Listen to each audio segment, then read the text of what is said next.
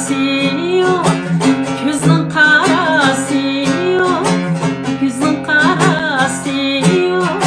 Yüreklerini küydürgen ya, kaşının karası yarım.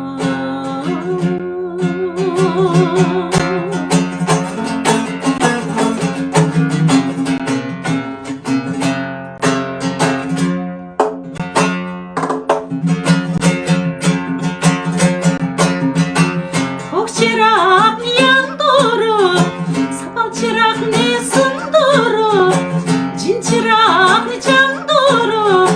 Sen alım sen bu can ne can gül yarım. Geceleri yol mandırır, gündüzleri ah udurur. Kaşın karası yok, gözün karası yok, gözün karası yok. Yüreklerini küydürgen ya, kaşının karası yarım.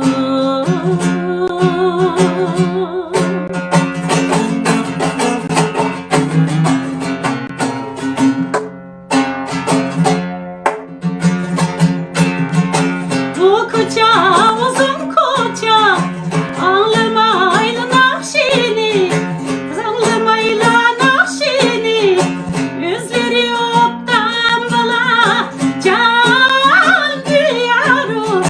Tomlamayla yakşini gül yarım.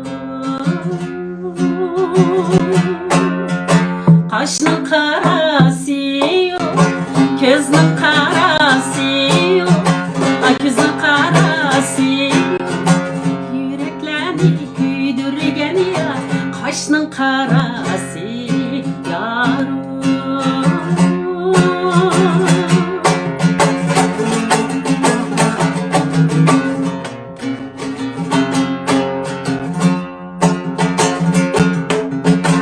Yeşedin kegüce, sana öttüm humdan ne, sana öttüm humdan ne.